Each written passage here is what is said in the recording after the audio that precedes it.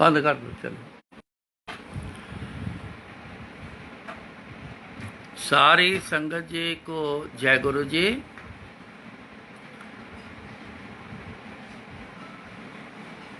गुरु महाराज की कृपा से सोनिया आंटी के माध्यम से सत्संग का आज भी दिन है। गुरु जी का गुणगान इसमें होता है। जो सारी दुनिया को जो भी संगत में सुन रहे हैं और जो बोलता है, उनके दोनों की तरफ कल्याण ही होता है। कोई गावे को सुने, हर नामा चित लाए। कहो कबीर संसार नहीं, अंत परम गत पाए। कोई भी गुणगान करे, कोई भी सुने, हर नामा चित लाए। हर बोलते हैं परमात्मा को। तो गुरु जी की बात करते हैं तो गुरु महाराज ने कहा, गुर परमेश्वर एको जान। नोट करना, गुरु परमेश्वर एको जान।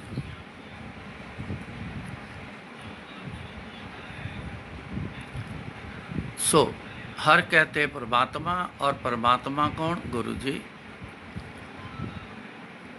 गुरु जी के नाम को जो चित्त लगाकर बोलेगा और जो सुनेगा, अंत परम गति पाए। आखिर में वो परम गति पा जाएगा। चाहे सुनने के बाद अंत हो, अगर ये ऐसा सिलसिला जारी रखे इंसान अपनी ज़िंदगी में, तो जब ज़िंदगी का अंत होता है तब भी ऐसा ही होता है, परम गति पा जाता है। परम कहते हैं बहुत ऊपर वाले को, ऊंची को। गत कहते हैं चाल, ऊंची चाल गुरु जी की तरफ है। ये जो गुरु जी हमारे झोली में डाल गए हैं कि गुणगान करना और गुणगान सुनना, इससे बड़ी दुनिया में किसी धार्मिक अदारे में इससे ऊंची चीज़ नहीं है। ये सबसे ऊंची चीज़। गावत उदरे, सुनते भी उतरे, बिन से पाप घनेरे। गावते उतरे, क्या गावत? गुरु का गुण गावत। ये इशारा है गावत उतरे, गुरु का गुण गावत। उदरे, उधार हो जाना। गाने वाले का, बोलने वाले का भी उधार, सुनते भी उधरे, सुनने वाले का भी उधार। बिन से पाप घनेरे। उधार क्या है? क्या मिलना है? बिन से खत्म हो जाना। पाप घनेरे, बहुत सारे पाप खत्म होते हैं। दुनिया में ना तो कोई ऐसी दुकान है, ना ऐसा कोई दुनियावी कोई साजो सामान है जिससे कोई ये पाप, ये बुरे कर्म किए ठीक हो सकें।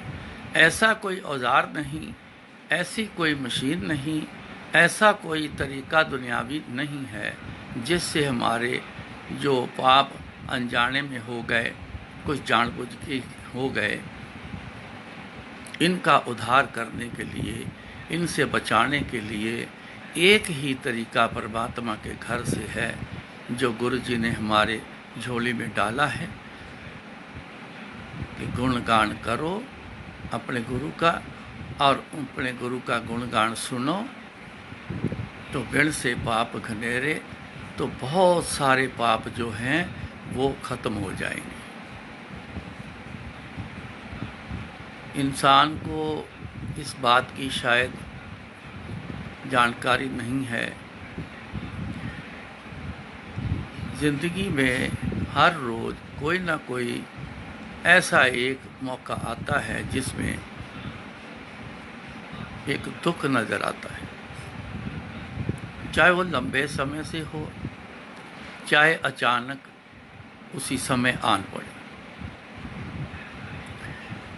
मैंने लास्ट सत्संग में भी, हर तकरीबन सत्संग में ये खुलासा करता हूँ, जो गुरु जी ने समझाया है ये अपनी तरफ से कुछ नहीं होगा मेरे से, ना मैं जानता हूँ ना मेरे को पता है। जो गुरु जी ने समझाया है मैं उसकी बात करता हूँ सर। मैं सिर्फ गुरु जी की कही बात, बोली हुई बात, समझाई हुई बात और जो किया है, प्रैक्टिकल हुआ है, उसकी बात करता हूँ। जितना भी ये दुख होता है ये सब कर्मों के हिसाब से होता है। सुख और दुख ये दोनों कर्मों के बिहाव पर, और तीसरा जो अगला जन्म मिलता है, जो अब का जन्म मिला है, ये भी कर्मों के हिसाब से ही होता है। खाना पीना, पहनना, आना जाना, मिलना मिलाना, जितने भी संबंध हैं, जितने भी इस्तेमाल करने के जो सिस्टम हैं, ये सब लिखा हुआ होता है, कर्मों के हिसाब से लिखा मिलता है।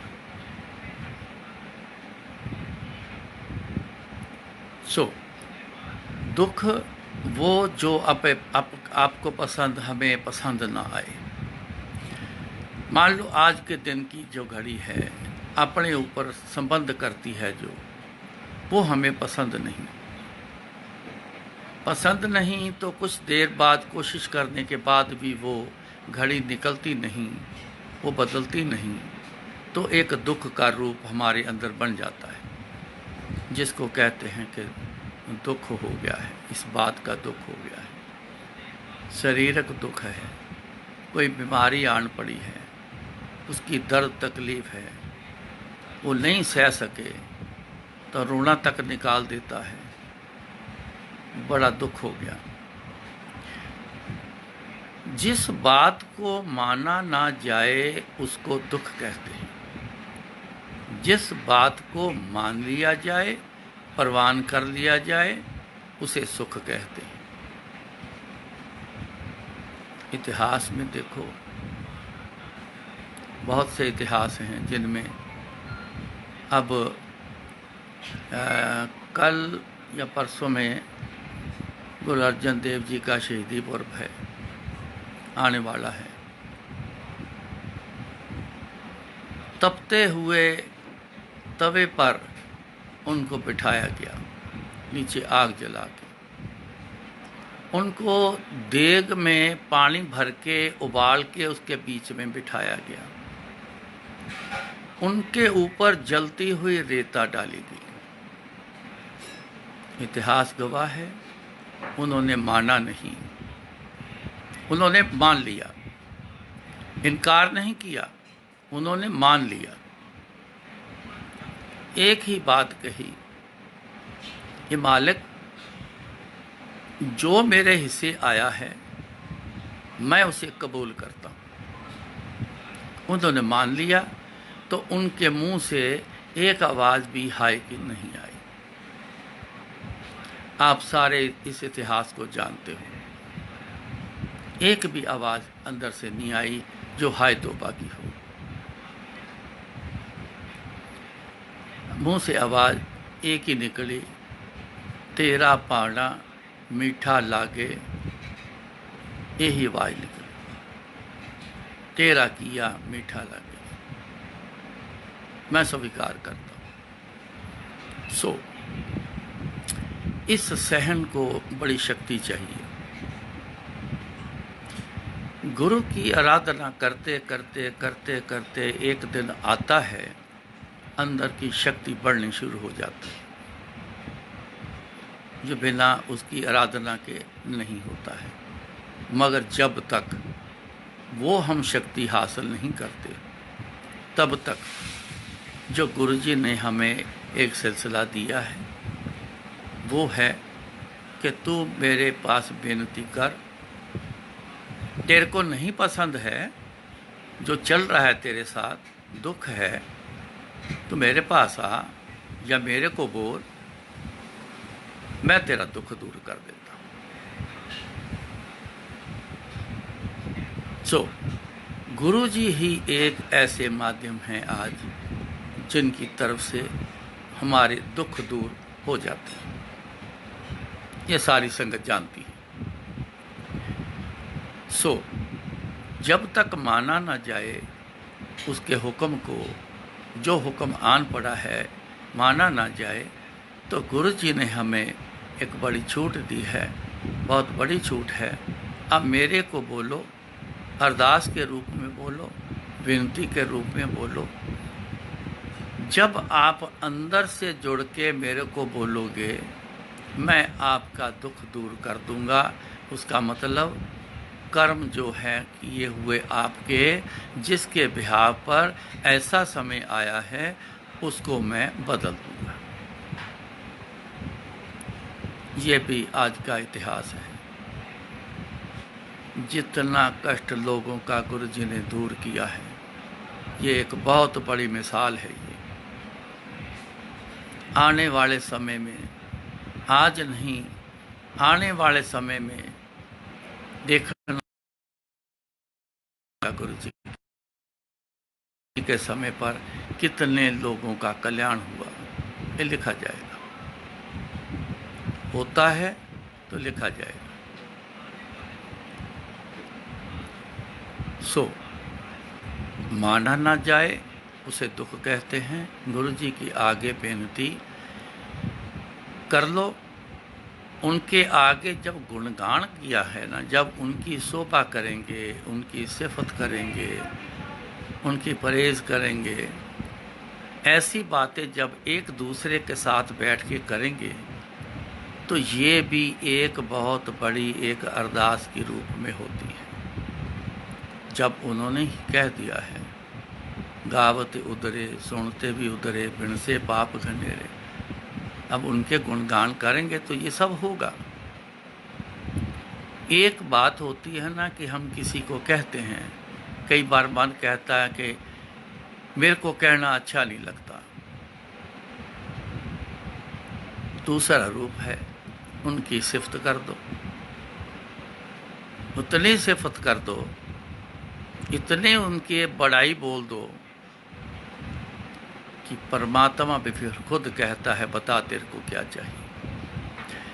जितने भक्तों ने, संत जनों ने जितनी भी ये प्राप्ति की है मालिक के घर की, उनको खुश करके ही की है।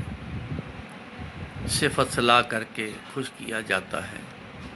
दुनियावी साजो सामान से किसी गुरु को, किसी महापुरुषों को, संतों को, परमात्मा को, जो भी नाम ले लो, एक ही रूप है। जब बात वहाँ पे पूरी हो जाती है कि गुरु परमेश्वर एको जान, तो फिर एक समझने के लिए थोड़ा सा डिटेल हो जाती है। सबको किसी ने दुनियावी वस्तु से खुश नहीं किया। इतिहास है, रावण के समय पे उसके पास दौलत की कोई कमी नहीं थी। इतिहास जब उसको देखता है,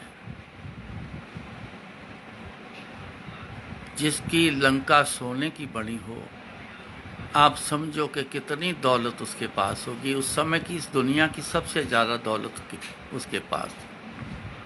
साइंस उसके पास थी। शिव जी महाराज का बहुत बड़ा भगत है, उसकी भक्ति करता हूँ। जब ही भेंटा करने की जब वो समय आता था, तो जब देखता था कहता कि सब कुछ तेरा ही दिया हुआ है, तो तेरा ही दिया हुआ मैं तेरे को दूं, तो फिर अपनी तरफ से तो कुछ दिया ही नहीं। तो अपना सिर काट के उसने उसके आगे रख देता था। आगे शक्ति में कोई कमी थोड़ी होती, तो उसका सिर जोड़ देना। खुश किया अपना आप दे के। दौलत से गुरु खुश नहीं होता। अपना आप देना पड़ेगा। अपने आप को अर्पण करना हम सिर काट के नहीं दे सकते। अभी उस अवस्था पे हम लोग नहीं हैं। अपना आप उसने इस तरीके से दिया था राम ने, लेकिन हम कैसे देने? परिवारक वो शक्ति हमारे पास आई नहीं, वो ताकत अभी मिली नहीं। अब क्या करना है? क्योंकि जग में उत्तम काटिए बिरले कोई के, ऐसे उत्तम एक आध निकलता है हजारों लाखों सालों में। सारे सबके लिए क्या है? अपना आप देना क्या है? अपना आप का मतलब है अपना भरोसा। गुरु जी के ऊपर जो भरोसा रखते हैं, कहते हैं हम, शायद रखते बहुत कम हैं। भरोसा रखना उनके ऊपर, ये अपना आप देना होता है। जो तू करना है गुरु जी, जो करना है आपने करना है, आप ही करो, हमारे बस का नहीं। आज है हमारे बस का कुछ? घर में बिठा के रख दिया पूरा संसार। करे इंसान क्या करता है? कुछ किया इंसान ने? कर सका? नहीं। तब अंदर से हर शख्स से, किसी भी धर्म का हो, आज समझ आनी शुरू हुई कि तू ही करता है, तू ही करने वाला है, तू ही करना है। ये भरोसा आपने सबने बना के रखना है। जब भरोसा रखोगे तो उसे होता क्या है? फिर अपने आप को छोड़ जाता है आदमी। तू करता करना, मैं नहीं, मैं तो कुछ भी नहीं, मैं हूं ही नहीं। जो करना है आपने ही करना है गुरु जी, मैं तो हूं ही नहीं। जब ये बात जिस दिन आ गई, आपने अपना आप गुरु जी के आगे रख दिया, तभी रखा जाएगा। अगर रखा गया तो समझ लेना अब मैं वो उस स्टेज पर आ गया हूं। अपना आप दे, सब कुछ गुरु जी ही कर रहे हैं, वही करते हैं, वही करते रहेंगे, ये बात पक्का है। कर्मों का बदलाव गुरु जी के पास है, सो उनको करने दो। अपनी इच्छा जरूर जाहिर करो, इच्छा पूरी करने के लिए बेनती भी जरूर करो, मगर इच्छा के साथ जब बेनती करोगे इच्छा पूरी करने के लिए, तो एक बात जोड़ देना साथ में कि गुरु जी सुखदाई चाहिए। ये बात बोल रहे, सुखदाई चाहिए। जो चाहिए वो नहीं मिला, तभी तो हमें चाहिए, तभी तो बेनती करनी। वो नहीं मिला, क्या मतलब? कर्म में नहीं है, औलाद कर्मों में नहीं है, अच्छा कारोबार कर्मों में नहीं है, सुख देने वाली चीज़ें कर्मों में नहीं है। कर्मों में नहीं तभी तो मिला नहीं। एक बार दरबार लगा हुआ था, कभी कभार गुरु जी ने ना, कुछ बंदे बैठे होने ना, तो मौज आनी तो कोई ना कोई एक छोटी सी बात कर देनी। मतलब बहुत बड़ा होता था, बात बड़े छोटे सेंटेंस में करना, मतलब बहुत। एक बार संगत बैठी हुई तो अचानक गुरु जी बोले, कहने लगे, एक बंदा मर्सिडीज कार दे विच बैठा है, रेड लाइट ते कार खड़ी, ਉਹਦੇ ਵਿੱਚ ਮਰਸੀਡੀਜ਼ ਕਾਰ 'ਚ ਬੰਦਾ ਬੈਠਾ ਹੈ। ਇੱਕ ਬੰਦਾ ਉਹਦੀ ਕਾਰ ਦੇ ਬਾਹਰ ਖੜਾ ਹੈ ਤੇ ਉਹਨੂੰ ਨੌਕ ਕਰਦਾ ਹੈ ਤੇ ਕਹਿੰਦਾ ਕੁਛ ਦੇ ਜਾ।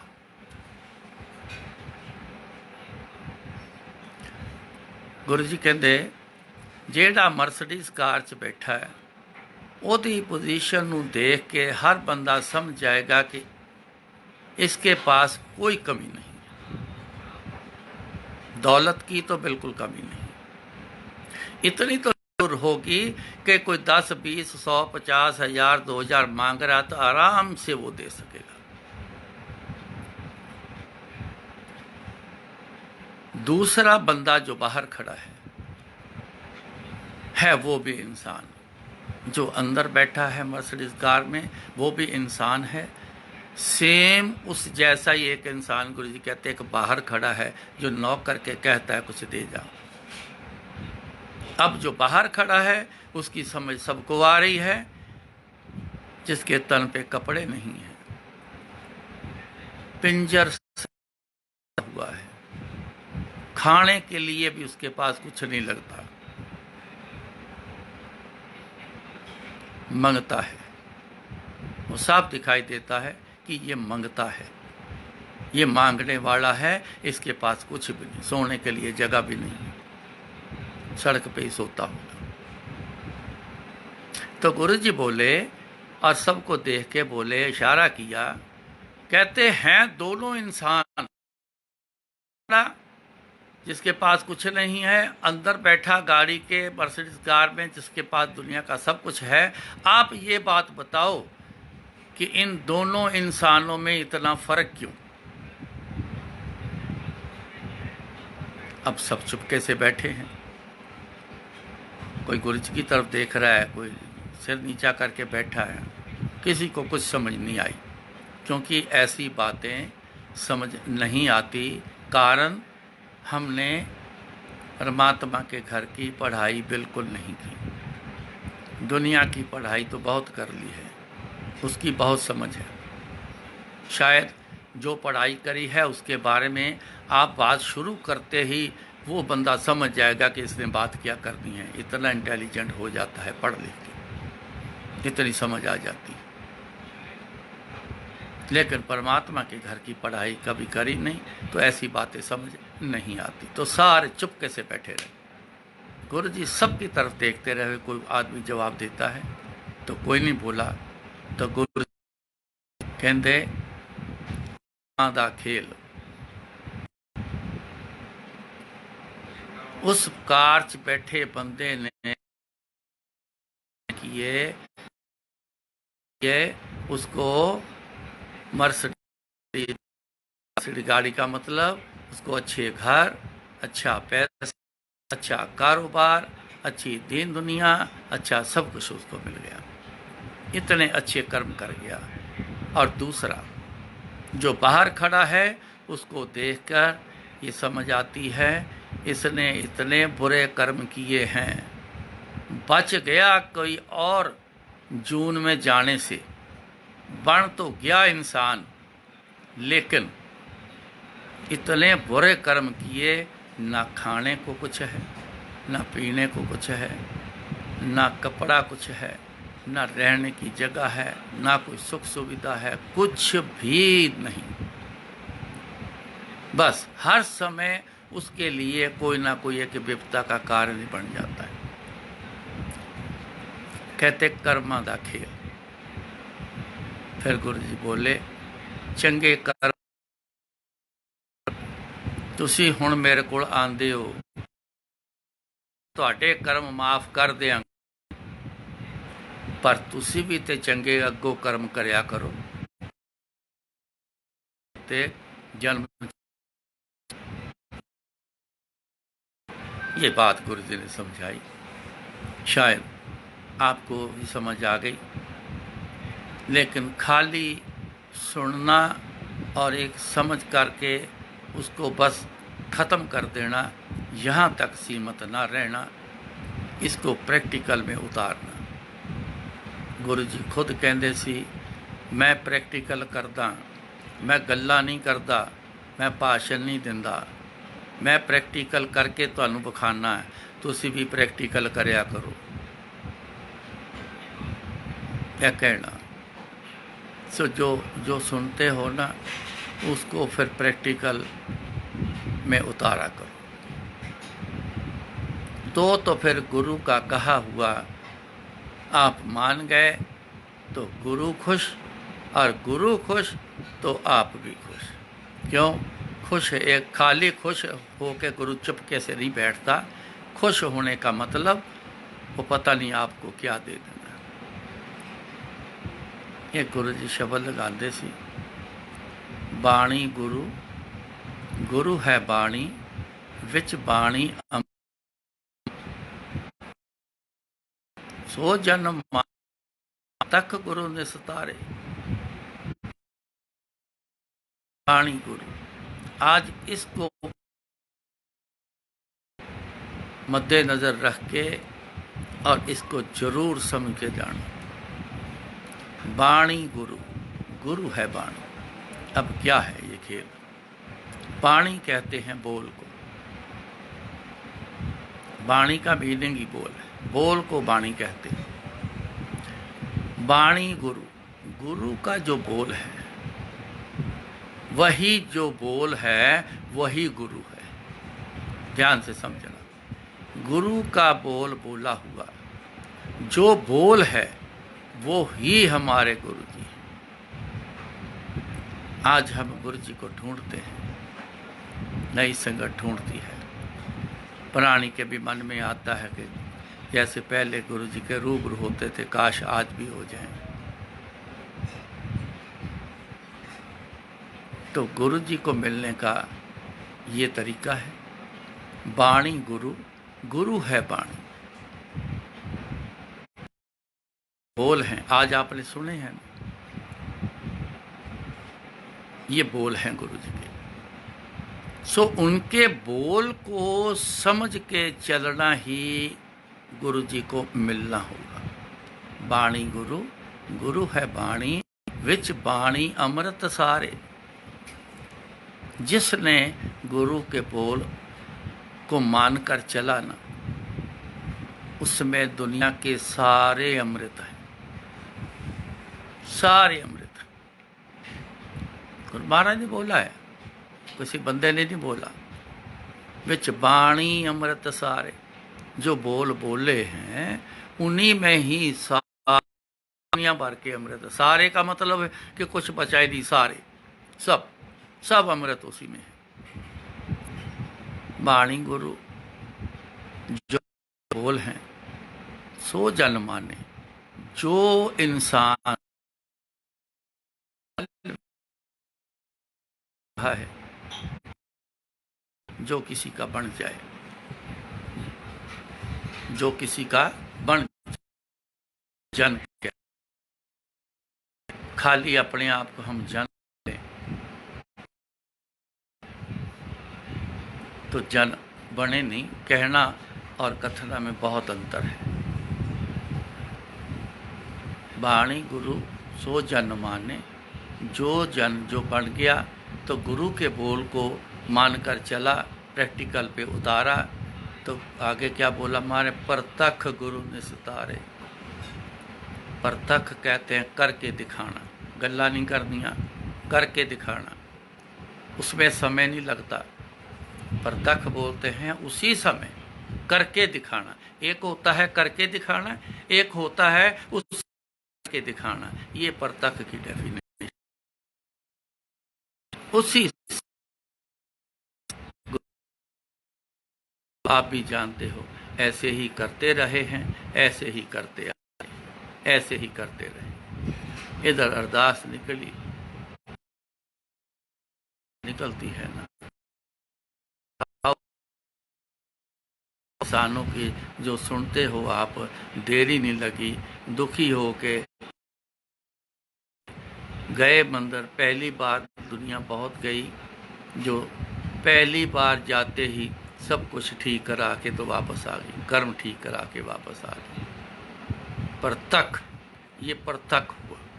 परतख गुरु निस्तारे। निस्तारा कहते हैं चीज़ का हल कर देना, बीच में नहीं रखना। निस्तारा, तुरंत हल कर देना। सुनना दो तरह का है। एक है कान रस, एक है चलना।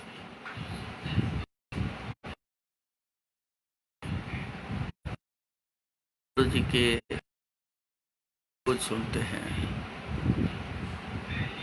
लेकिन ख्याल रखना कान रस तक ना रह जाए।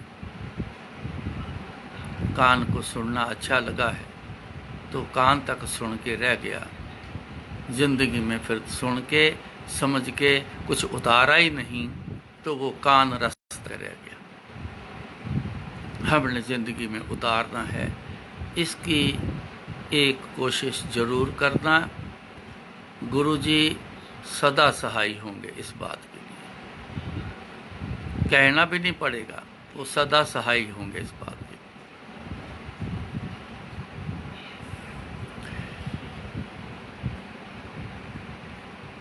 लिए। एक सत्संग आपको मैं सुना रहा हूँ।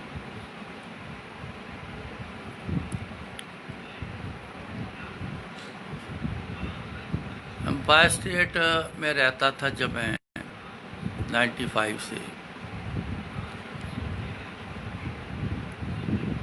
97 के एंड में गुरुजी को चंडीगढ़ से हम लेके आए थे।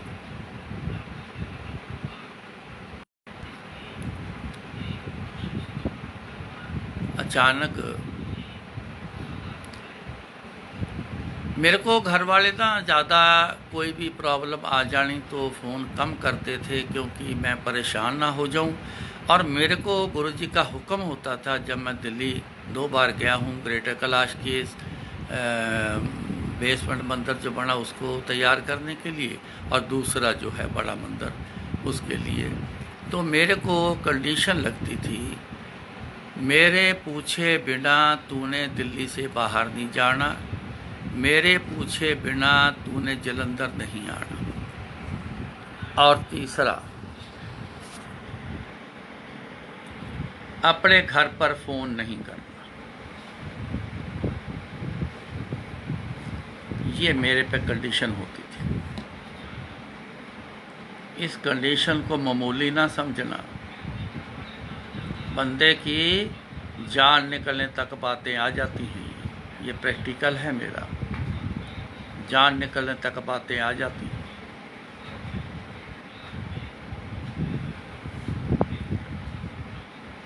बड़ा लड़का मेरा बाबा, इसे बुखार हो गया, इसे ब्रेन फीवर हुआ था। जो हमारे डॉक्टर थे वहाँ जलंधर में ही, और वहीं पे उसका ट्रीटमेंट चल रहा है, एडमिट कर दिया। जितने दिन उसका कोर्स था ट्रीटमेंट का, उतने दिन कोर्स हो गया। इसको कोई भी ज़रा भी फ़र्क नहीं पड़ा। तब मेरे को आंटी ने मेरे को फ़ोन से बताया कि बाबा एडमिट है, तबीयत बहुत ख़राब है। डॉक्टर से पूछती हूँ, वो चुप कर जाता है। गुरुजी से बात करो फटाफट, देरी ना लगाना।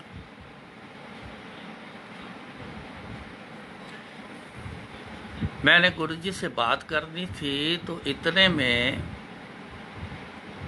गुरुजी उठ के आए। मैं अभी सोच ही रहा था कि बात करनी है, मैं जाके बात करूं, तो गुरुजी खुद ही आए। कहते ड्राइवर कित्थे है? मैं कहा गुरुजी मैं चेक करदा, बाहर होना चाहिए, नहीं तो कमरे चला गया होएगा। कहते ड्राइवर नूं नाल लै ते जा जलंधर जा। मैं क्या सतवचन जी, मैं कहा जी हुक्म करना की जलंधर जाके? कहते जिहड़ा तैनूं फोन आया ना, जा हो के आ, उत्थे भावें देख के आ, जान ही जान, सब पता है। ऊपर बैठे थे, मैं नीचे लॉबी में फ़ोन सुन रहा था।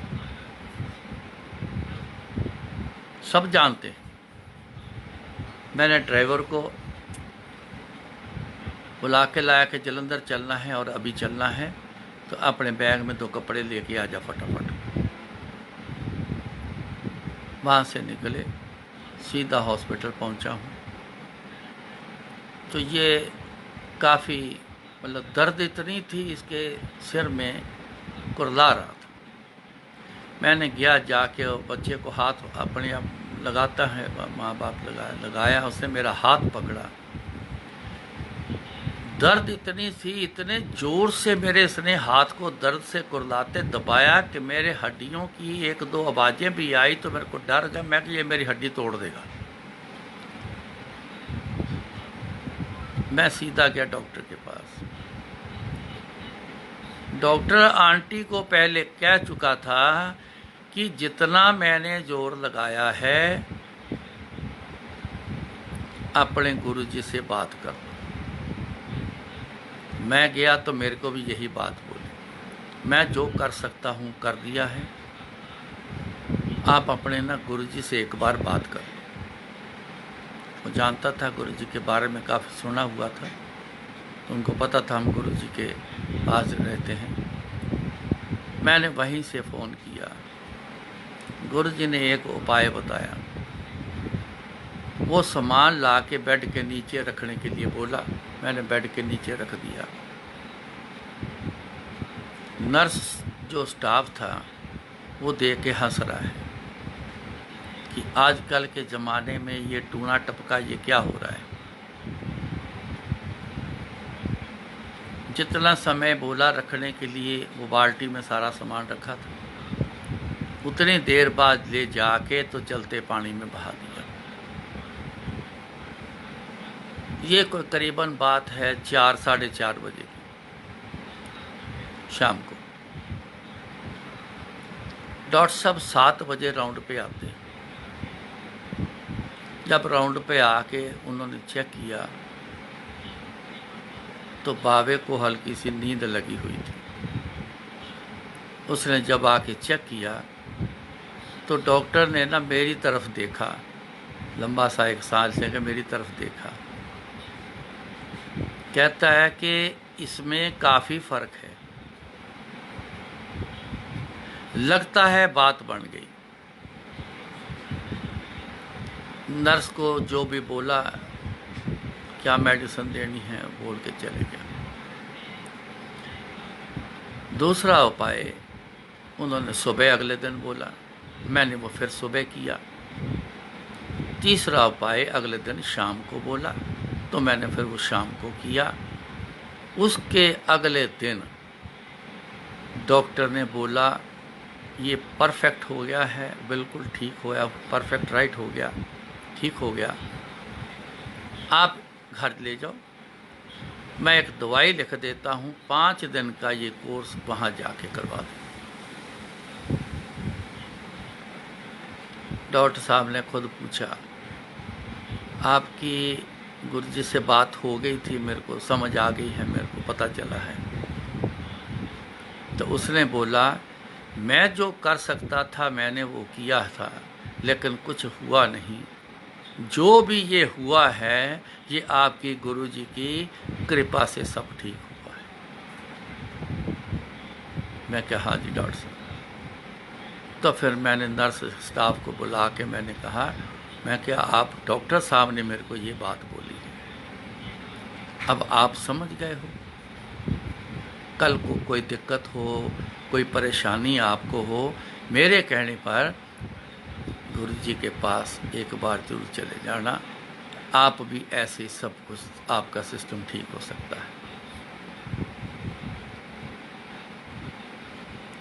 जानी जान है और सारी समर्था उनके पास है। पूर्ण गुरु ही ऐसा सब कुछ करता है। तो पूर्ण गुरु कौन होता है? वो परमात्मा खुद होता है। पता नहीं कितनी बार परमात्मा दुनिया में आया, जब लोगों की कुरलाहट बढ़ गई, हाय तौबा बढ़ गई, तो पता नहीं वो हम पे दया करके तरस करके फिर खुद आके हम सबको बाहर निकालता है मुसीबतों से। आज परमात्मा इस रूप में आया है, तभी तो वो पूरा समर्थ है, तभी तो वो पूरा है, वो अधूरा नहीं, पूरा है, पूरा एक ही है परमात्मा। सो गुर परमेश्वर एक को जान,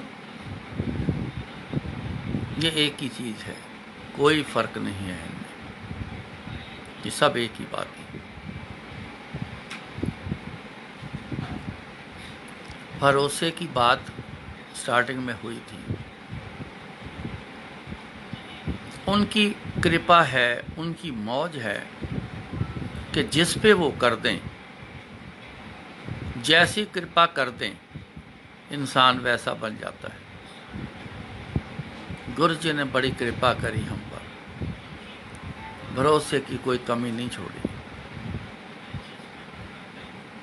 अब एक सत्संग है, मैं एक ही जगह के 2 सत्संग आपको सुनाऊंगा, दोनों बहुत ही समझने वाले हैं। जो समझ गया, मेरे को पता है, जिन्होंने समझा है उन्होंने बोला है उस सत्संग को समझ के कि हमारी काया पलट हो गई, एक नहीं कईयों की हुई है। सत्संग गुरु जी का है, हमारा इसमें कुछ नहीं है। ग्रेटर कैलाश जब मंदिर बनाने के लिए मैं वहाँ गया, मेरे को भेजा गुरु जी ने।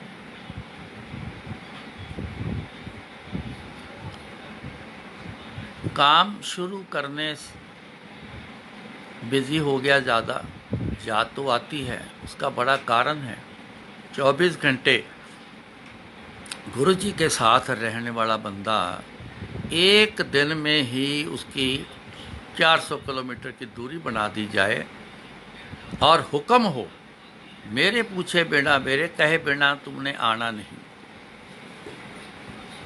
आना नहीं, फ़ोन भी नहीं करने।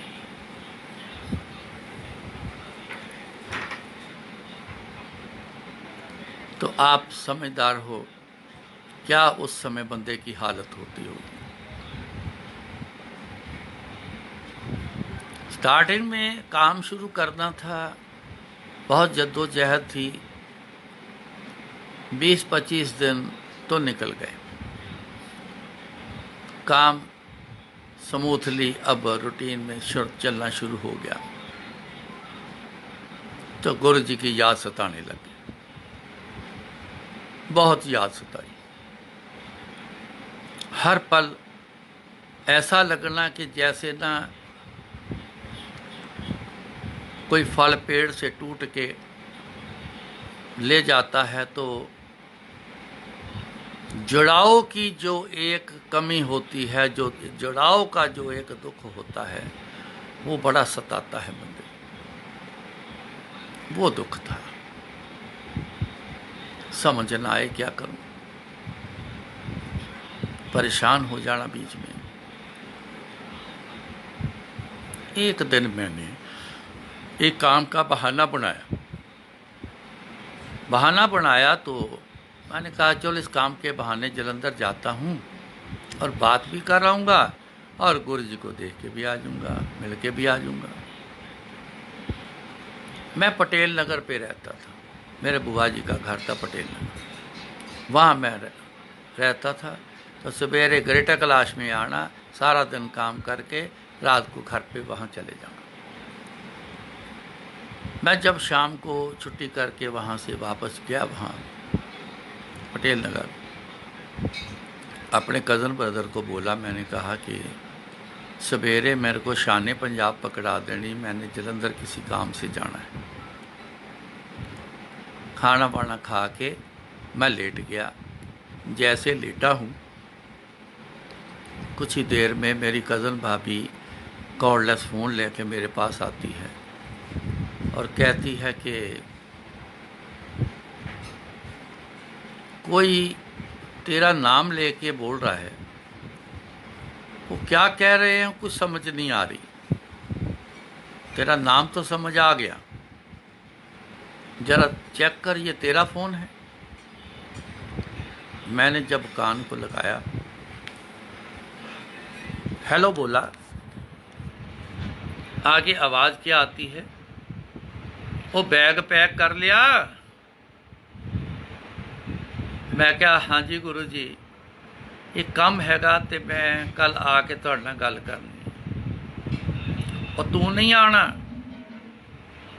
ਜਿਹੜਾ ਤੇਰਾ ਉਹ ਕੰਮ ਹੈਗਾ ਪਰਸੋਂ ਹੋ ਜਾਏਗਾ, ਤੂੰ ਨਹੀਂ ਆਣਾ।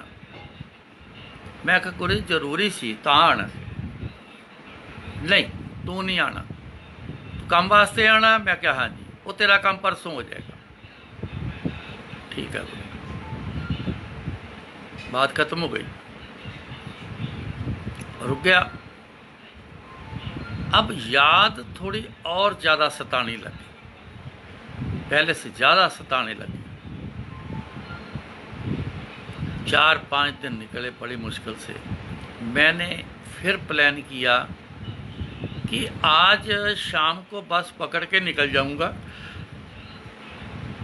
मैं से यहाँ छोड़ दूंगा कि वो तो जलंधर किसी काम के लिए चला गया है।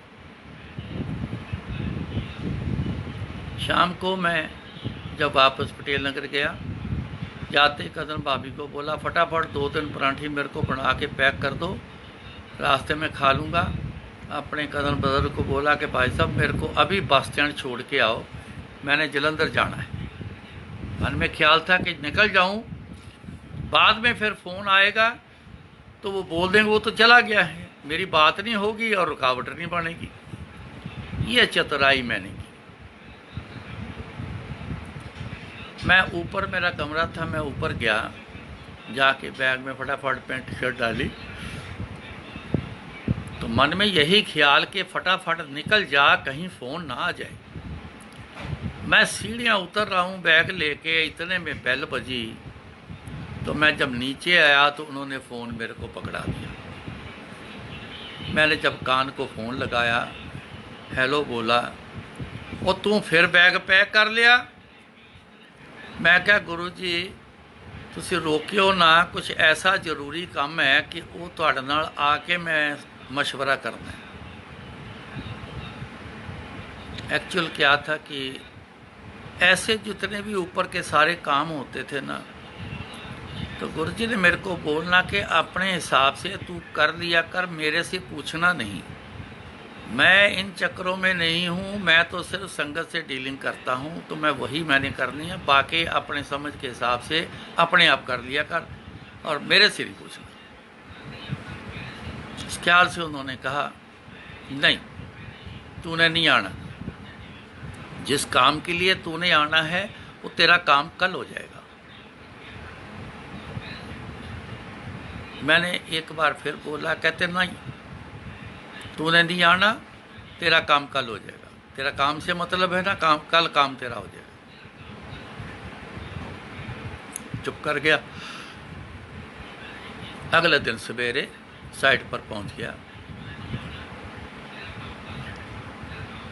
जो याद थी वो मेरे गुस्से में तब्दील हो गई कि ऐसा क्या कारण है कि मिलने को दिल करता है, गुरु जी को देखने को दिल करता है, और गुरु जी उतना ही मेरे को रोकते हैं।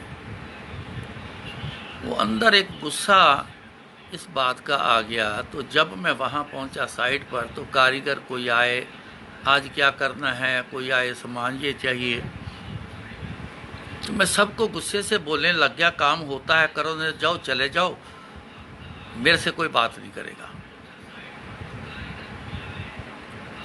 इधर उधर टहलता हुआ वॉशरूम के बॉक्स जो होते टाइल के, वॉशरूम में टाइल लगती हैं उसके बॉक्स पड़े थे, उसके सहारे पे मैं हल्का सा बैठ गया। ध्यान गुरु जी की तरफ चल रहा है। अब बात को समझना, ध्यान कहाँ है? कई दिन से गुरु जी की तरफ लगा। इतनी तड़पना है कि जाना है, गुरु जी को देखना है, बस इस बात की तरफ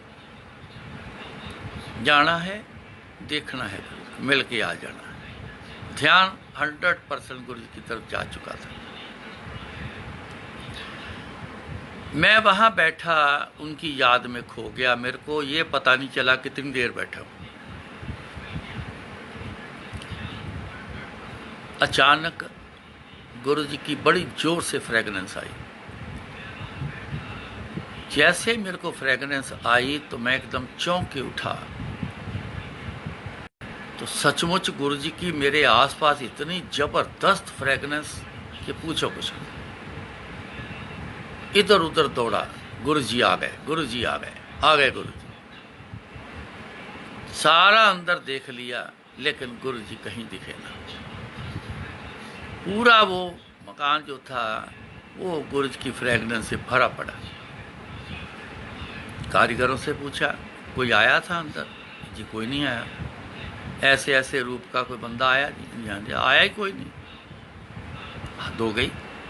जब गुरु जी की फ्रेगनेंस आई है तो गुरु जी आए हैं तो फ्रेगनेंस आई है, ऐसे कैसे हो सकता है? इनको पता नहीं चला कारीगरों को। लगता है गुरु जी अंदर आए, उसी समय पलट के चले गए। अंदर बाहर पीछे सब देख लिया, गुरु जी नहीं दिखे। मैं फिर 2 घर छोड़ के एक मिस्टर काका, उनका घर है, काका उनका सरनेम है,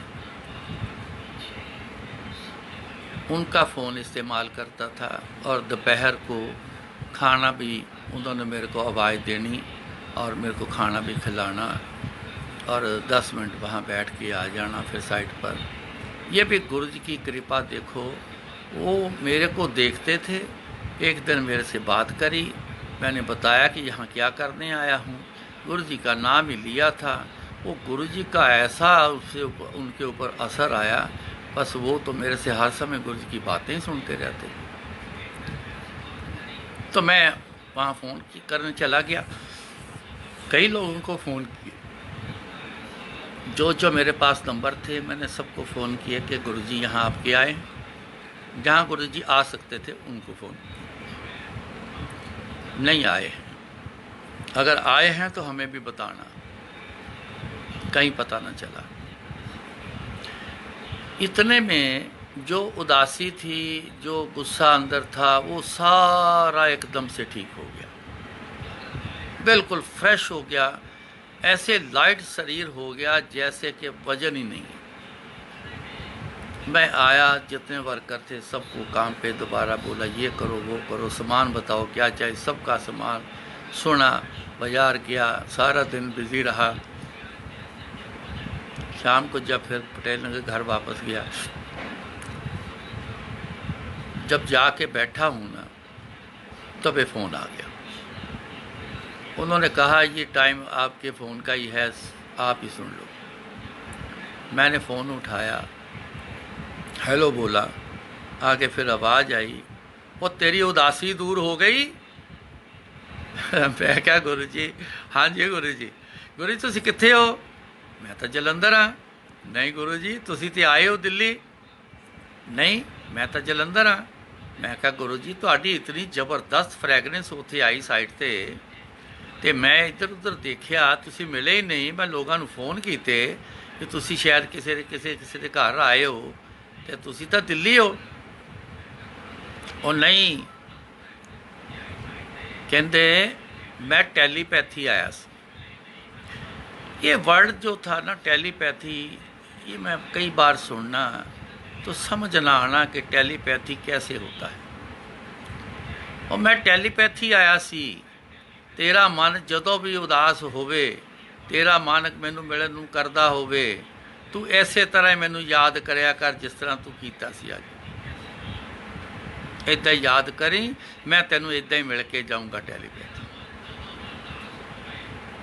वाह जी वाह, क्या तरीका गुरु जी ने बना के वो दिया उस दिन। उसी तरीके को पकड़ लिया। बाद में समझ आई, जलंधर चक्कर लगा लेता तो क्या फ़र्क पड़ना था? कोई फ़र्क नहीं पड़ना था, अगले दिन वापस भेज देते। लेकिन उन्होंने क्यों रोक के रखा? इसका क्या कारण था? तब समझ आई बाद में। जिस दिन गुरु जी ने शरीर छोड़ना है, तब गुरु जी को कैसे मिलना है। ये तरीका है मिलने का जो गुरु जी ने बना के दिया है। आज तरीका मिलने का, उनकी याद में खो जाओ। कैसे मिल के जाएंगे? वो तरीका गुरु जी का अपना, हर बंदे के साथ उनका होगा। लेकिन आप जरूर कहोगे कि गुरु जी आए थे। ये तरीके गुरुजी ने, ये लीलाएं पहले से ही बनाते चले आ रहे हैं। कई लीलाएं बनाई हैं, एक नहीं अनेक बनाई हैं। सुनो, प्रैक्टिकल करो तो सब कुछ पालो। सुनकर कान तक की सीमत रखना है तो फिर कुछ नहीं होना है। ये तरीका गुरु जी ने बना के दिया कि आने वाली संगत को जब तू बताएगा तो सारे जब समझेंगे उस चीज़ को जो मैंने बनाई है चीज़, जब ऐसे चलेंगे तो जिसकी मिलने की इच्छा है मैं उसकी पूरी करूँगा। ये गुरु जी ने लीला तैयार की। अब वहाँ की दूसरी लीला मैं आपको सुनाता हूँ। जब सारा सिविल वर्क पूरा हो गया, पेंट हो गया, कारपेट लग गए, अब मेरे को चाहिए था सारा जो सामान जो मकान के अंदर होता है, किचन से लेके सजावट वाला लेके हॉल में चाहिए, फर्नीचर चाहिए। 2 बेडरूम बनाए थे, एक ट्रीटमेंट रूम था, एक गुरुजी का पर्सनल रूम था, 2 रूम थे, सब कुछ चाहिए था। मैंने गुरुजी से फ़ोन से कहा, गुरुजी अब सिविल वर्क तो हो गया है पूरा, अब मेरे को ये सारा सामान चाहिए। गुरुजी क्या मैंने यहीं से खरीदना कि या आपने संगत से इकट्ठा करके भी वहाँ भेजना है? क्योंकि डिफेंस कॉलोनी का भी जब तैयार हुआ था, गुरुजी को अपनी कोई अर्निंग तो थी नहीं, और संगत को बोल देता था मैं, जो ले गुरुजी ने कहना उन्होंने कह दे, अपने मर्जी ना कह दे, किसी को कह दे, अपना जो चाहिए था सब लेके आओ। तो वो तरीका पता था। तो उस तरीके से मैंने बिहार पे मैंने पूछा कि गुरुजी क्या संगत से कुछ सामान मंगवाना है कि या मैंने सारा यहीं से लेके रखना है? तो गुरुजी कहते 2 दिन रुक, मैं तेन दसदा। 2 दिन रुक गए। बात मेरी रोज़ होती थी गुरुजी से, शाम को 7 बजे के करीब, 7 बजे बाद जब पहुंच जाना, गुरुजी को पता होता था कि मैं वहाँ घर पहुँच गया हूँ, तो उनका पहुँचते ही फ़ोन आता था। बात तो रोज़ होती थी। लेकिन 2-3 दिन बाद मैंने बोला, मैं कहा गुरुजी वो समान पता की करना? गुरुजी कहते कल तेरे नाल गल करांगा। बात हुई जब, कहते कर्नल साहब नूं मैं फोन पकड़ाण लगा है, तो जो तेनू समान चाहिए ना इन्हां नूं नोट करा दे, तो मैं सारा समान आर्मी के ट्रक विच पा के ते तेरे को सारा भेज देंगा। तो उस दिन तेन फ़ोन कर देंगा कि अज ट्रक चल चुका है, तो इतने बजे पहुँचेगा। ठीक है गुरु। उन्होंने कर्नल साहब को फ़ोन दिया, तो मैंने जो A to Z सारा सामान चाहिए था मैं सारा नोट कराया। तो फिर बाद में गुरुजी बोले, कहते ठीक है, थोड़ा टाइम दे और मैं सारा सामान इकट्ठा करके आर्मी के ट्रक च भेज दूँगा 7 बजे।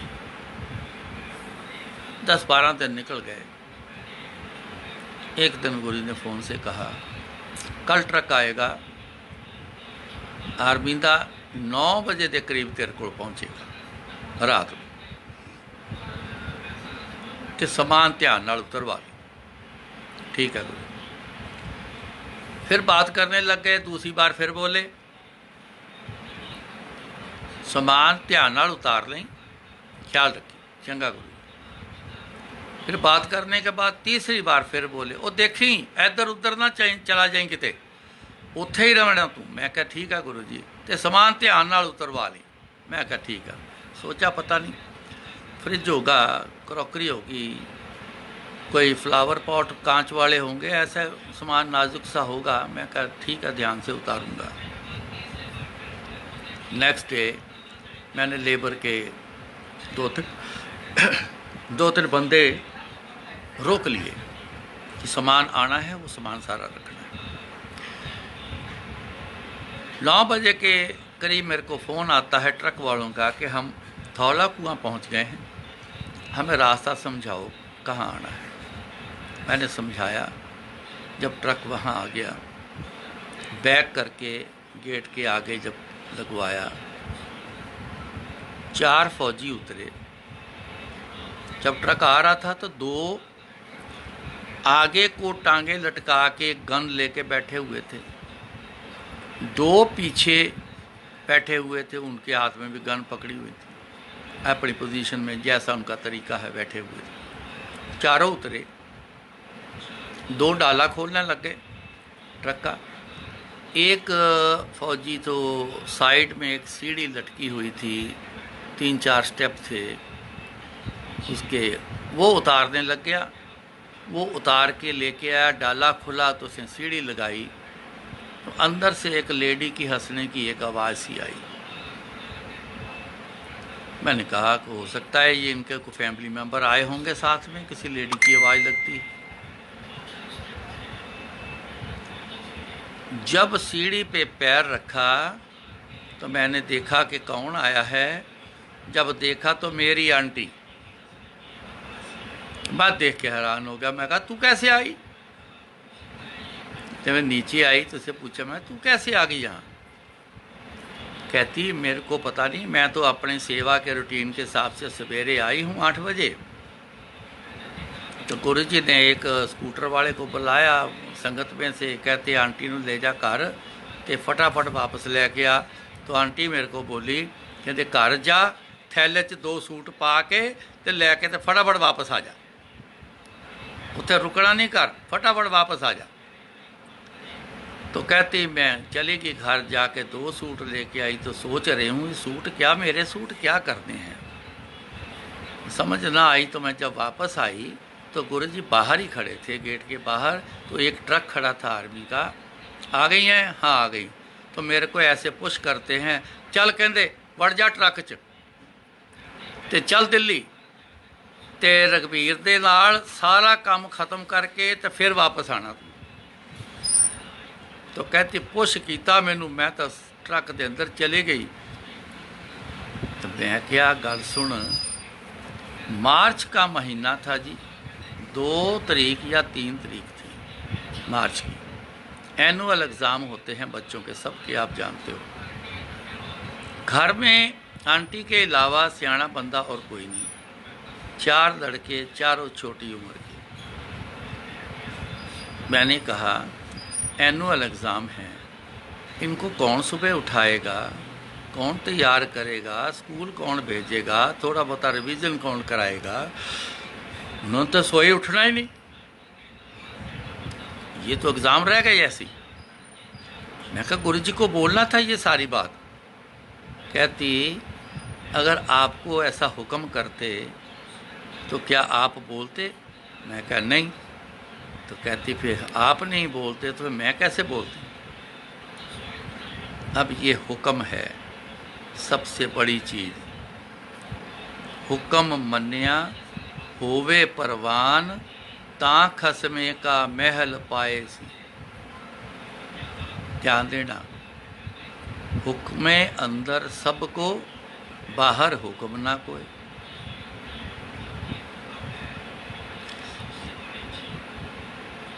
हुक्म मन्निया होवे परवान।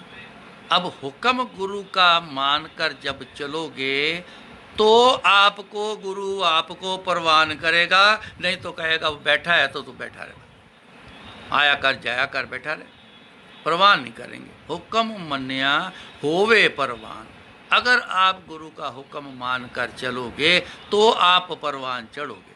तो फिर क्या होगा जब परवान चढ़ गए? ता खसमे का महल पाए। अब खसमे का महल क्या होता है? खसम बोलते हैं अपने मालिक को। मालिक कौन है? गुरु जी। तो महल क्या है? चाहे ईंटों वाला मकान हो, चाहे महल हो, चाहे उनका शरीर महल हो। ये शरीर महल है, शरीर भी घर है, तो ये ईंटों का भी घर है। तो दोनों में आपका प्रवेश होना तभी ही होगा जब उनके हुक्म से परवान हो जाओगे। तो फिर आप में और उनमें कोई फ़र्क नहीं रहा। फिर आप उनके जन क्या बन गए? आप तो उनके फिर खास हो गए। ठीक, सामान उतरना शुरू हो गया था, सारा सामान उतर गया, ट्रक चला गया। हमने वहाँ से ऑटो किया तो सीधा पटेल नगर आ गए। अब बातें भी कर रहे हैं, पता नहीं अजीब गुरुजी ने क्या सिस्टम बनाया है, चलाया है। एनुअल एग्ज़ाम है, तेरे को भी भेज दिया, पीछे है कोई नहीं, पता नहीं इसके पीछे क्या राज है। चलो जो भी है, गुरुजी अच्छा ही करते हैं। सतगुरु सबना दा भला मनाइंदा, बुरा तिसदा क्यों हो, वो सब दा भला मनाता। चलो गुरु जी जाने, गुरु जी का काम जाने, हम तो उनके हुक्म में रहना है। बस वो गुरु जी शक्ति दे के रखें, हम उनके हुक्म में रहें। अगले दिन से जो सामान आया, देखा, छटाई की, उसमें से जैसा जैसा करना था करते रहे। 21, 22, 23 तारीख तक वो सारा काम निपटा है। जब सारा सेटिंग हो गया तो गुरुजी से मैंने कहा कि गुरुजी कंप्लीट हो गया, हुण आंटी दा की करना है। कहते आंटी दा की करना है, उन्होंने ट्रेन विच बिठा दे, जिहड़ी ट्रेन च बिठाएगा मैनू तू दस दें, उतो स्टेशन तो लैके असीं उन्होंने घर छड्ड देंगे 7 बजे। मैंने उसको ट्रेन में बिठाया, गुरुजी और एक बंदा स्टेशन पर आए, आंटी को लिया, उसको घर छोड़ा तो गुरुजी अपने दरबार आ गए। तो मैंने आंटी को बोला जाते ही पहले मेरे को फ़ोन कर देना कि मैं ठीक ठाक पहुँचूँ। जब इसने फ़ोन किया तो मेरे को बोली आपको पता है पीछे क्या हुआ है? मैंने कहा क्या होना है, बच्चे छोटे हैं, स्कूल नहीं गए होंगे, कोई तोड़ फोड़ की होगी, शरारतें की होगी, खाना कैसे खाया होगा, ऐसे बात सुनाएगी और क्या करना होगा, बच्चे हैं, बच्चों वाला काम तो होगा ही। कहती नहीं सुनो, जी बताओ। रोज़ सुबह गुरुजी आते थे घर पे, सबको बोलना फटाफट तैयार हो जाओ, तैयार हो जाना तो कहना चलो स्कूल। चारों को क्वेश्चन बता देने, तेरे को ये क्वेश्चन आना है, तेरे को ये आने हैं, तेरे को ये आने हैं, तेरे को ये आने हैं। अपनी अपनी कापी किताब पकड़ लो और स्कूल चलते जाओ, रास्ते में पढ़ते जाओ, जाके पेपर दे के आ जाओ। दोपहर को फिर गुरुजी ने अपनी सुबह की सभा 12:30 1 बजे तक होती थी, वो ख़त्म करके फिर गुरुजी ने घर पे आ जाना। हाँ भाई तू की करके आया, तू की करके आया, तू की करके आया। छोटे चुप ही रहते सी, गुरु जी का डर इतना लगता सी, कोई बोलता ही नहीं सी। चल तेरे इन्ने नंबर, तेरे इन्ने नंबर, तेरे इन्ने नंबर, तेरे इन्ने नंबर। वो जितने याद रहे बच्चों ने बाद में बोला, कहते मम्मी सब कुछ सचमुच देखो जितने नंबर गुरु जी ने बोले उतने ही आए। तो गुरु जी ने 2 बड़े लड़कों को साथ लेना, हमारे घर के पास चौक में एक सब्जी की दुकान होती थी, वहाँ जाना, सब्जी खरीदनी और ला के बोलना, एक को बोलना चल तू सब्जी कट, एक को बोलना आटा गुन, ते सब्जी नूं तड़का मारना गुरु जी ने, तो उन्होंने कहना चल तू रोटियां बना, बड़े नूं कहना, बावे नूं कहना चल तू रोटियां बना। तो मन करना तो कभी गुरु जी ने भी वहीं खा के चले जाना, तो कभी मन करना तो कहना टिफ़िन में 2 रोटियां सब्जी दाल सब्जी डाल के तो मेरे पास ले आ, तो वहीं खा लेना। कहती ऐसे गुरु जी आते थे, ऐसे गुरु जी ने पीछे ख्याल रखा।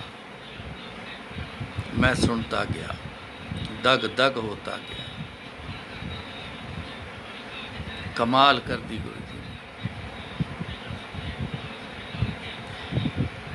सामान खाली मेरे पास भेज देते तो भी सारी सेटिंग हो जानी थी, मगर गुरु जी ने आंटी को क्यों भेजा? छोटे बच्चे पीछे अकेले क्यों रखा वहाँ पे? क्यों गुरुजी 2 बार आना, उन्होंने आके पूरा ख्याल रखा? ये सब क्यों हुआ ऐसा? ये एक लीला एग्जाम्पल तैयार करी हमारे लोगों के लिए। अपने आप को अकेले मत समझना, मैं हर समय आपके साथ हूँ, मैं आपका ख्याल रखता हूँ। इस एग्जाम्पल से देखो ख्याल रखा है।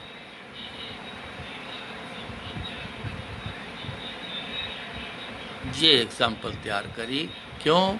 गुरु जी कहते सी मैं प्रैक्टिकल हाँ, मैं प्रैक्टिकल करदा, मैं गल्लां नहीं करदा। तो इस करके आपको समझाने के लिए भी जो गुरु जी ने लीला अपनी तैयार करी है वो भी प्रैक्टिकल करके करी है, बातें करने से नहीं की। अब इस सत्संग से साफ साफ साफ समझ आती है, जो गुरु जी की सेवा में हो कोई पीछे का फिक्र ना करे। जो गुरु जी के सिमरन में हो वो कभी पीछे का फिक्र ना करे। जो गुरु जी को दूर बैठा याद करता हो वो अपने घर का फिक्र ना करे। क्यों? गुरु जी को सब पता है, हर समय हम सबको देखते हैं। गुरु जी सब पता है, सब देखते हैं। सो बिल्कुल निश्चिंत हो जाओ, कोई चिंता ना करो, उनकी याद में रहो। जो गुरु जी कहते थे तुसी मैनू याद करो मैं तुहाडे काम करांगा। कई बार ये गल्लां कीती, तुसी मैनू याद करो मैं तुहाडे काम करांगा। करो याद, जितना कर सकते हो करो। काम तो गुरु जी ने कर दिए। जो काम आप नहीं कर सके वो गुरु जी ने कर दिए। जो हो रहे हैं काम सच जानना वो भी गुरु जी ही कर रहे हैं, तो हो रहे हैं। कोई काम करना चाहते हो लेकिन वो अपने भाग्य में नहीं है, वो नहीं हो रहा, तब आप जब गुरु जी को याद करते हो, एक बेनती करते हो, तो गुरु जी मान जाते हैं, तो आपका काम हो जाता है। ये तो ज़िंदगी में हम सब में रोज़ का ये है, कुछ न कुछ छोटा मोटा ऐसे रोज़ गुरु जी करते हैं, हम समझ जाते हैं उसी में ये गुरु जी कर गए हैं, गुरु जी की कृपा से हुआ है। सो प्रैक्टिकल करो। प्रैक्टिकल में गुरु जी को बैठ के याद करना, चलते फिरते उठते बैठते सोते जागते, उठत बैठत सोवत जागत, ए बल तुझे चितारे, सुख दुख इस मन की व्यर्था, तुझ ही आगे सारे। सब कुछ तो तुहाडे अगे पिया है, सब कुछ तो आपको आगे है, और संवारना भी आपने है। तो सामने उठते बैठते सोते जागते खाते पीते कमाइयाँ करते दुनिया में आते जाते रिश्तेदारी में आते जाते हंसते खेलते हर हाल में गुरु जी को याद रखना है। आपने ये प्रैक्टिकल करना है, गुरु जी ने करके देना है, ये उनका प्रैक्टिकल है। याद ही भक्ति है और दुनिया में कोई भक्ति नहीं। गुरु जी बोलते थे बड़ा स्पष्ट, किसी से डरते नहीं थे। कहते सी याद करना ही भगती, बाकी ते सब भंबल भूसा। टेरियां वाले कहते पिछे लगा लेंदे है, तरीके अजीब से बना के दस देंदे, बड़े कंप्लीकेट तरीके दस देंदे ने। इदा बैठो, इदा लेटो, इदा उल्टे हो जाओ, सीधे हो जाओ, ऐ करो, ये करो, सांस रोको, फलान, तो पता नहीं कितने किस्म की चीज़ें हैं। वो सब कहते सब भंबल भूसा है, मिलना आखिर से कुछ नहीं। याद करोगे तो कुछ मिलेगा, नहीं तो नहीं। याद करना ही भक्ति। संत जन ऋषि मुनि जंगलों में बैठे, बेसमेंट में बैठे, एकांत में बैठे, वो सब बैठे समाधि लगाए हुए हैं। क्या कर रहे हैं? एक ही तो काम कर रहे हैं, अपने गुरु को याद कर रहे हैं, परमात्मा को याद कर रहे हैं। ये है भक्ति। शरीर तो हिलडुल नहीं रहा, कुछ कर ही नहीं रहे, लेकिन अंदर से क्या चल रहा है? परमात्मा की याद, अपने गुरु की याद चल रही है। तो बैठे याद कर रहे हैं, जब तब में याद, तो सारे प्राप्ति पा गए, सब कर गए प्राप्ति। शिव जी महाराज देखो कितनी बड़ी पदवी प्राप्त कर गए, महादेव का खिताब दे दिया उनको परमात्मा। या जितने देवी, जितने जंतर तंत्र मंत्र जितना जो है सब तेरे अंदर। वहाँ तक पहुँचने के लिए तेरे से पास होके जाना पड़ेगा सब। याद करना पड़ता। सो एक ही काम करो, बस प्रैक्टिकल में है याद करना। जैसे भी हाल में याद करना चाहते हो ज़रूर करो। बैठकर अगर समय मिले वो ज़रूर निकालना, चाहे सोने के टाइम पे ही 10 मिनट निकाल लेना, चाहे उठने के समय निकाल लेना। जिसके पास जब जब समय मिले शुरुआत में उसी समय में बैठकर गुरु जी को याद किया करो। धीरे धीरे धीरे धीरे फिर समय जो सवेरे का समय है अर्ली मॉर्निंग, फिर उस समय तक आ जाना। लेकिन स्टार्टिंग जैसे भी होती है स्टार्टिंग करो, शुरुआत करो, फिर आगे उसको सेटिंग जैसी करते रहना। करो याद गुरु जी को, ले जाओ सब कुछ। आज इतना कबूल करना। गुरु महाराज कृपा करें। सोनिया आंटी फिर जिस दिन वो हुक्म करेंगी तो दास जो है गुरु जी का, वो आपको जो गुरु जी बुलाएंगे वो बोल जाएगा। आज भी जो गुरु जी ने बुलाया है वही इस शरीर ने बोला है, आगे भी ऐसे ही बोलता रहे, ये मेरी अरदास भी रहती है। सो महाराज कृपा करें आप पर, आपको सुनने की शक्ति गुरु जी दें और सुनकर प्रैक्टिकल में जाने की भी शक्ति दें और प्रैक्टिकल करने में भी शक्ति दें, ताकि बहुत जन्म बिछड़े थे माधो ए जन्म तुम्हारे लेखे। ये जन्म जो है गुरु जी आपके लेखे लग जाए। बहुत जन्म से आपसे हम बहुत बिछड़े बैठे हैं, अब नहीं बिछड़ना, अब तो आपके पास बैठना है। इसी जन्म में कृपा कर दो, अपनी याद दिलाओ, याद में हमें बिठाओ। हम बैठे हैं, याद करें आपको, आप करवाओ तो हम करें और आपकी याद में रहते रहते रहते आपके चरणों के बीच में निवास कर जाएं। बस ये अरदास किया करो, ये बेनती किया करो। महाराज कृपा करे ऐसा ही हो। सो जय गुरु जी।